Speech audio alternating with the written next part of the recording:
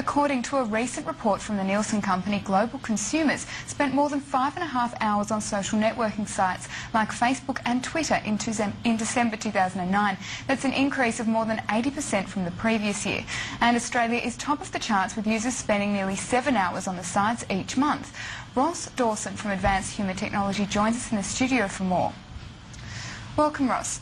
Were you surprised to see Australia at the top of the list? I was, because in fact it's only a few short years ago that Australia was actually behind in uptake of social media, such as social networking sites such as Facebook and blogs and Twitter and so on. So it's actually been a very rapid acceleration of Australia to come in the front of in countries in usage of social networks. So why do you think we've seen the switch for Australians to be now top of that list with America number 2?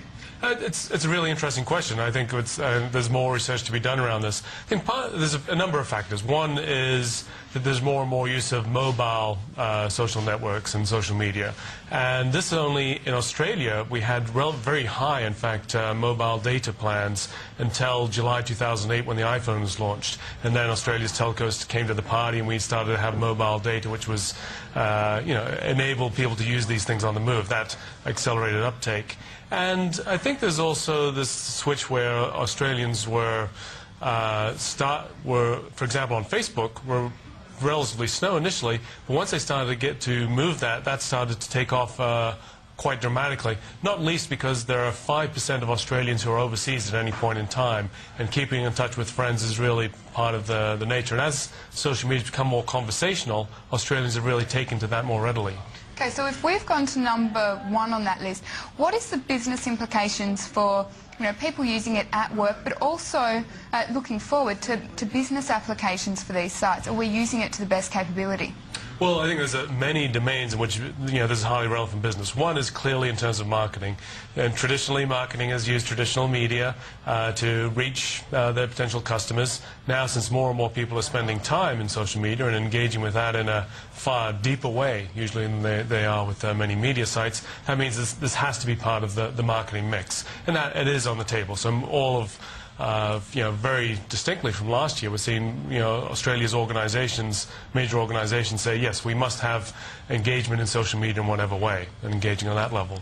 Another one is, as you suggest, that employees, since they're using this in their daily lives, they're connecting with friends and connecting with business partners as well. This really becomes something which is really important for companies to let their employees to engage in ways which are useful for business. And these are just a couple of the things which are really important, I think, for companies to recognize now that social media has such a broad uptake.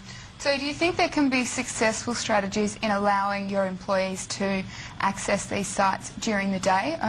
Somewhere I've worked before, we actually had, not here, but we had a lockout where you could only touch social networking sites between the hours of 12 and 2. Do you think that is an archaic way to look at it? It's not the way I would suggest. I mean, I think there are some staff members for which social media, such as Facebook, is not relevant to their work, in which case it is fair enough to ban it. But I think for more and more professionals, these sites are actually really relevant, and it doesn't make sense to be able to block that out. So if people are wanting to reach out, firstly to people that they maybe support them in their work, but also I think there's an element of trust and staff engagement. If you're saying to your staff members, we're going to monitor or block you from using Facebook or social media, I mean, it's almost akin to saying, well, we'll time you when you're going to the bathroom. It's a kind of similar mentality, and people are not responding very well to that, as many employees are finding. So what about the launch of the iPad and these sorts of devices? Do you think we're going to see the uptake go even higher? Absolutely. I think that the things such as the iPad recently launched, which is not yet available, but is part of a whole wide range of devices where we can engage with social media far more richly than we have. We've had the iPhone and other, I suppose, smartphone devices, but the very small screens make it a lot harder to engage. So as people have very portable devices, which means that they can share what they are seeing or thinking and engage and connect with people on the fly using these portable devices, that's, I think, a real part of that. And we've seen the rise of mobile social networking, which has been on the cards and sort of talked about, and people have been playing with for years. And only just in the last 6 months or so, with the launch of sites such as Foursquare, US mobile social networking site, which has become very popular in Australia since it was available here 2 or 3 months ago, starting to see that people are using social media more and more where they are moving, where they are to engage with their friends and people they want to communicate with. Okay, and are we seeing sort of smaller businesses collaborate through it as well, or is it mainly the enterprise? Well, in fact, it is more a phenomenon at the moment of smaller businesses, where many small, medium-sized businesses are saying these are very useful tools. They're very easy to be able to work with people who aren't there, to be able to coordinate information, to be able to work effectively.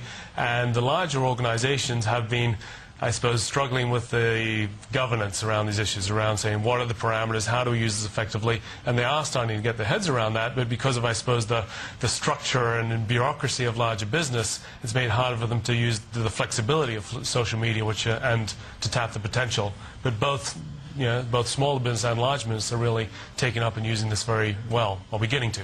Okay, Ross Dawson, thanks for your time. My pleasure.